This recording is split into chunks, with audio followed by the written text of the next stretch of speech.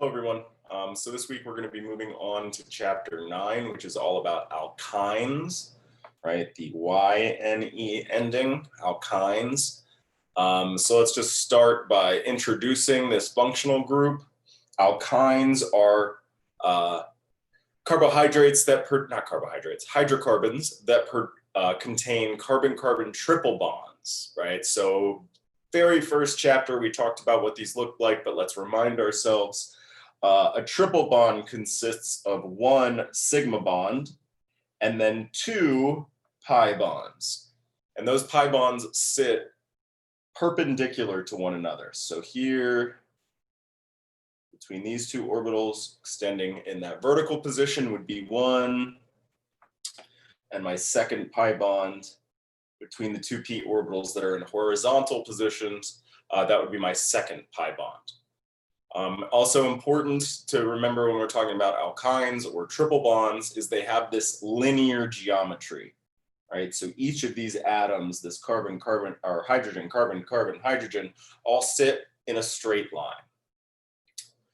So just like our alkenes, when we were talking about carbon-carbon double bonds, we noted that the pi bonds do a good job of playing the role of either a base or a nucleophile, right? They're relatively electron rich. So we're going to see the same thing with our alkynes. They also have their pi bonds playing the role of either a base or a nucleophile quite often in these reactions. So we're also going to see many addition reactions, just like we did with alkenes. In fact, we're going to see a lot of the same players, HBr, that hydroboronation, everything like that. So good news is that there's going to be a lot of review that's going to help you practice what was learned in the last chapter. Just kind of now talking about triple bonds as opposed to double bonds. There's obviously some differences, but we'll cover all that. First things first, of course, nomenclature. Okay, so let's make sure we know how to name our alkynes. Here's this list here. It's basically the exact same thing as with alkenes, but now you have a triple bond to worry about. So the things highlighted in blue are what are the modifications to the nomenclature of an alkane. Let's just go through point by point here.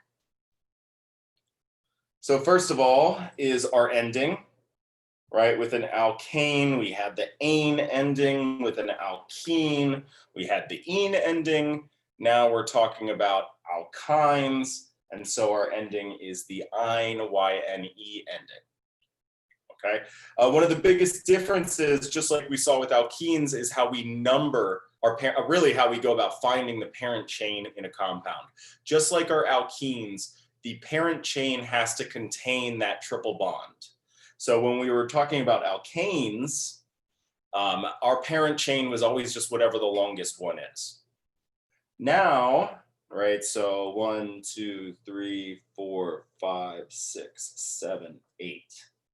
Right, so this would have been an octane as my parent chain. Well, here I still have this long 1, 2, 3, 4, 5, 6, 7, 8.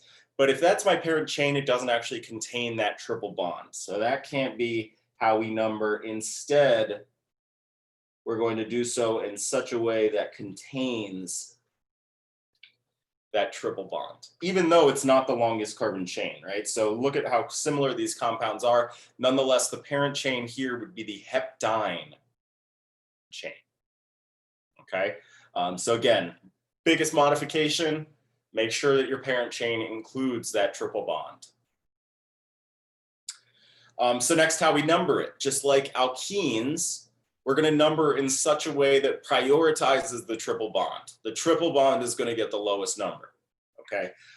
So for example, we would number it such that, you notice in these two numbering schemes, either the methyl group is at position 2 or the triple bond is at position 2. Well, we're going to prefer the numbering scheme that puts the lowest number on the triple bond, okay? And just like alkenes, we refer to the position as the triple bond, not as 2-3 or something like that. We say that the triple bond is on carbon 2, knowing that that means it's between carbon 2 and 3. And I just want to stress, just like before, even more about how this sort of numbering scheme would work.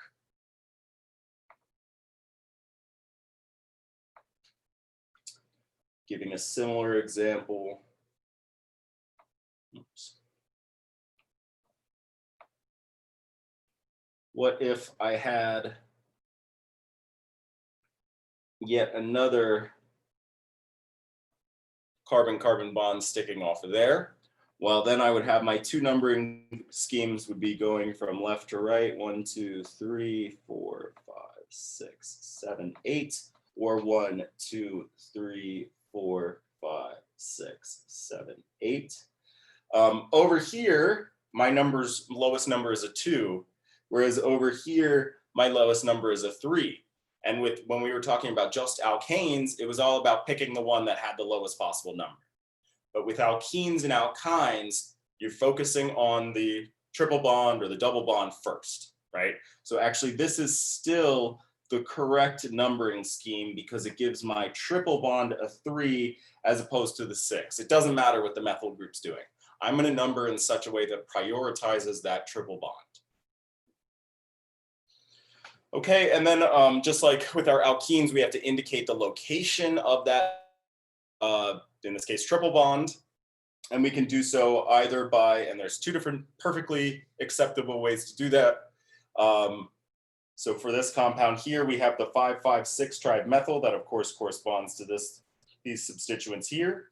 And then we're indicating that this triple bond is between carbons 2 and 3 by calling it 2-heptyne. Okay. The other thing that we can do is trimethyl-hept-2-ine, where that number, that indication of where that triple bond is, goes right before that suffix, that YNE suffix. Okay. So these are our alkene nomenclatures. Just a few more things to keep in mind. There are some common names with the alkenes. Triple bonds, like this segment right here, can be referred to as an acetylene. I know it has the ENE ending. I didn't make the rules. I don't know why. But triple bonds are often referred to as acetylenes. And so common names would be, for example, methyl acetylene or diisopropyl acetylene when you're talking about what's on either side.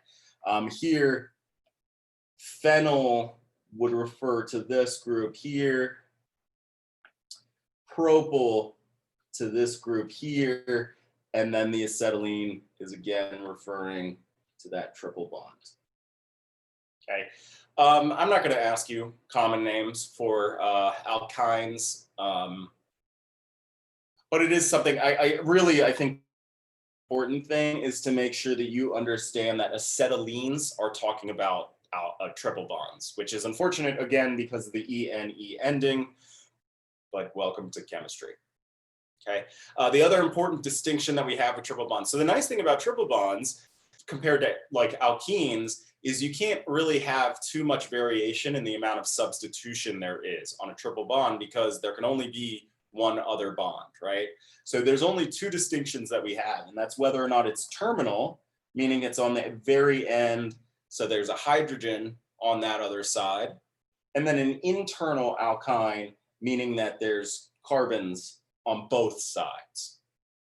Okay, so those are our big distinctions when it comes to substitutions on an alkyne, is whether that alkyne is terminal or internal. Cool, so now let's start talking about reactions.